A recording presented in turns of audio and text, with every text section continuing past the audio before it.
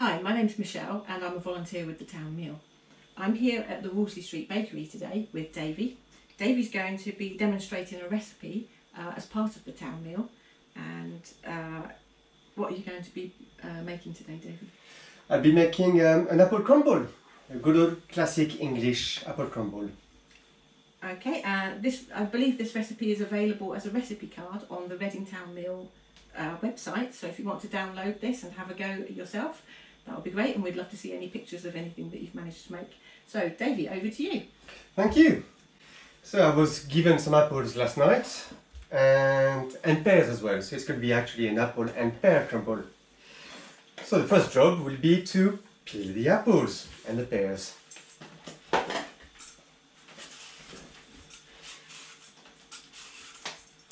So it's kind of the most exciting thing that I'm going to do.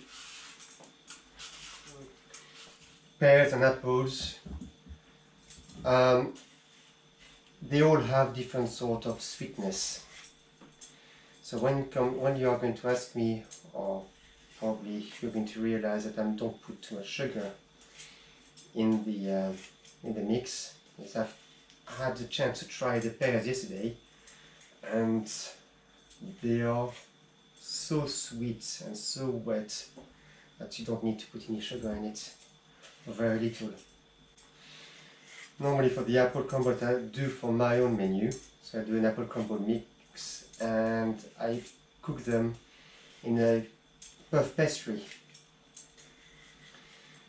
to just do little tarts basically.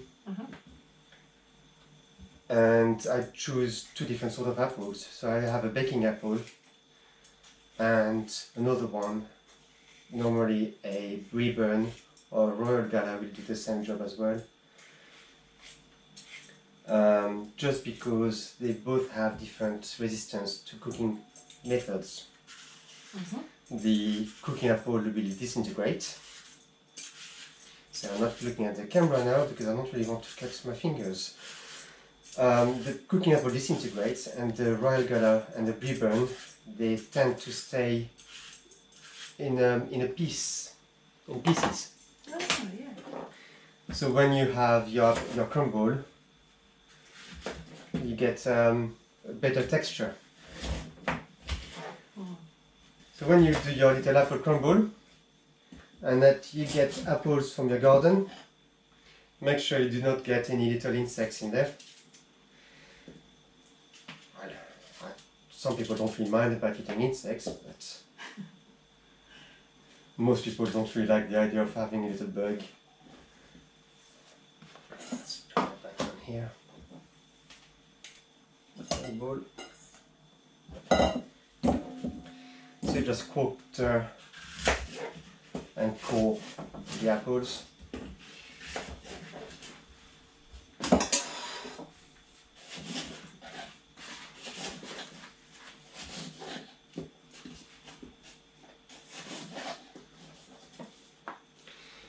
And all of these little offcuts are going to go in my garden to feed my plants next year. Excellent, you have a compost bin. I do, yes. Brilliant. I like your little front garden outside as well. It's a nice little bit of greenery in the street. Yeah, it's my bee restaurant. It's going to close down very soon for winter. It's going to be bright and flowery next year. And it's nice to have some little greenery, some little flowers in the streets. Especially with a little wisteria. So that's the apple done. So if you're going to chop a lot, so apples and pears are very seasonal, obviously they're Yes. readily available at the moment, and so you would recommend cooking up a whole load and storing it in portion sizes in the freezer. It depends on how often you want to do it. For me it's the most practical way of doing it. Is this going to be a classic dish, a classic British dish, but with a French twist? The French twist, yeah, well I've got allspice, cinnamon, nutmeg. Up, up, and vanilla. Nice bean there. So now the pears and apples are all ready to go. I'm going to put some spices in it. Being winter, I've got here a nutmeg, cinnamon, allspice, and a vanilla bean. If you don't get vanilla beans, this one a bit crooked, but if you don't get any vanilla beans, you can always get vanilla essence if you want. Just the same job. It's all about flavoring. I like my little vanilla bean. So you just split it in half. It's a bit hard because I've put it into sugar to preserve it, because I buy them by the ½ kilo batch, because I go through so many of it. So you open the bean, take the seeds, put the seeds inside. There you go. Cinnamon. My proportion wise, cinnamon, allspice and nutmeg, it's half a spoon of cinnamon, a quarter spoon of allspice and a quarter spoon of nutmeg.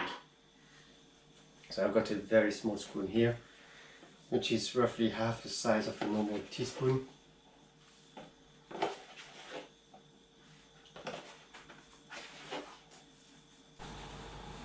Cinnamon.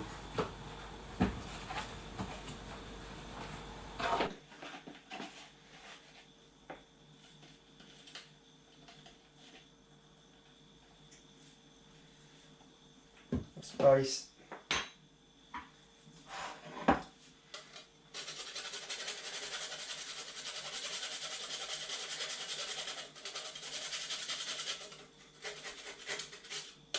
And nutmeg. Well done. These, do not throw it away. Put in your sugar. It becomes vanilla sugar. And when you use all of the sugar, and you still have these things left over, if you make a custard, put that into your milk and cream mix to infuse it. So it's one bean will have 3 different uses. And that's it. That can go on the stove and let it cook until all the apples and all the pears are mixed together. Cooked actually, I mean.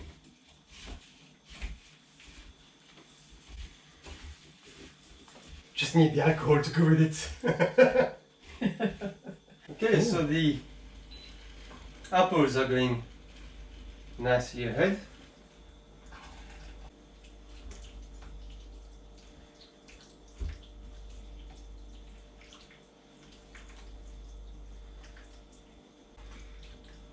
So if you have a look at here, they're all breaking down, and that's all you need to do. So you have big pieces, small pieces, keep it rustic, it's nice. And now, after putting my finger into the crumble, we're going to do the topping. So, main ingredients: flour, sugar, butter, 100 grams, 100 grams, 150 grams. Put everything together. C'est simple, ceci.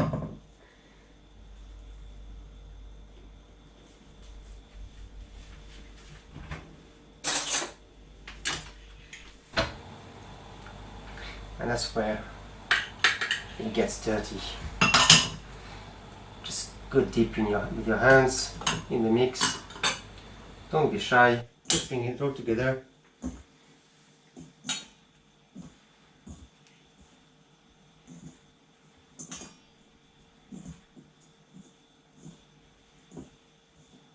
In most recipes, it always says to use the butter really cold. Is that just easier to work with? Or? I use temperature butter just because I use it for everything. So my butter is I always have a block of butter out. And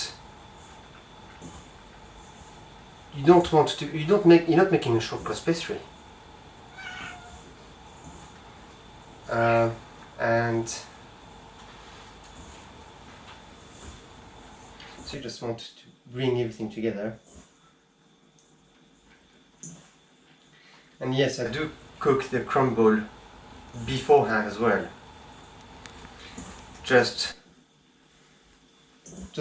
because it's starting to boil now.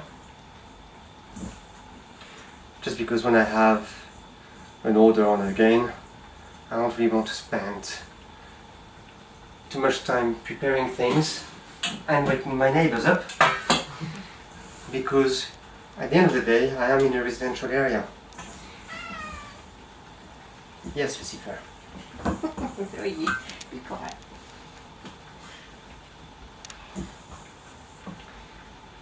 Okay, get my hands washed, then I can go in the oven, and we're done.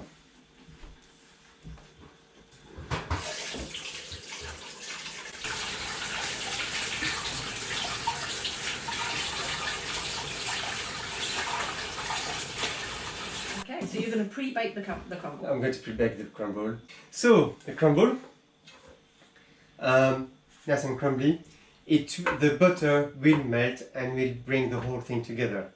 So as you cook it, take a spoon or a spatula and just mix it in or stir it in. In the oven, 170 degrees, I don't know what in gas mark it is, until it's golden. It's got a nice little golden color. Probably 25 minutes or so, 30 minutes. Just keep an eye on it. So just put it for 20 minutes and then check it and then put the extra 10 minutes as you go along. And every time you check it, just mix it in. And then it will bring you, here's one I prepared earlier. I've been waiting for the whole evening to say this. Here's one I prepared earlier. So that's your crumble. The one I had ended up being kind of bulky, so wait till it cools down, put it in a blender and gives you nice little crumbs. So when you have done your crumble, here you have a little container. I'm afraid I do not have a home ceramic container for that. Get your base, basically just fill it in.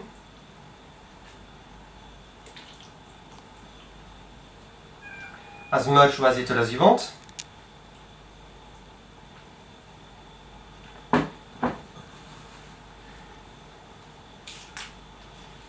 Put as much or as little crumble as you want.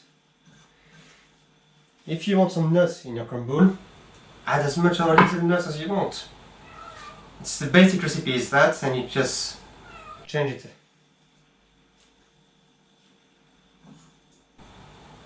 And there you go. And now, you can prepare it the day before, have it like that in the fridge, and when you have guests, take it, put it in the oven, make sure it's nice and hot inside, and you've got your dessert ready done. Don't need to worry a bit. It's all done. That's it. That's my little crumble.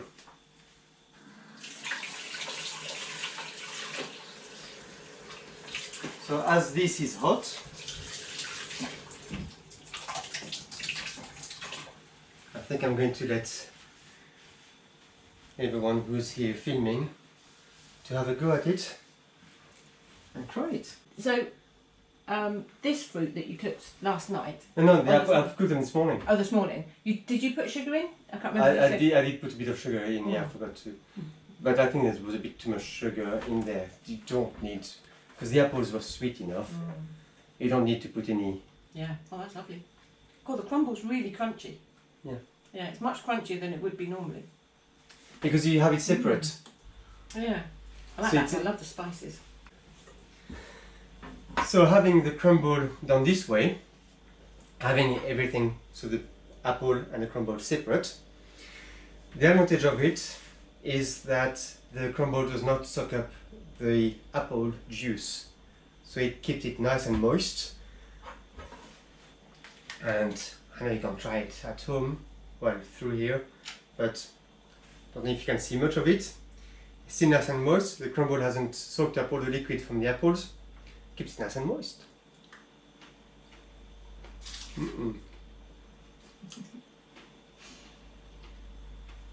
Okay, so thank you very much, Davy, for your time and for taking us through this recipe. It tastes delicious. Excellent. Thank you very much for coming.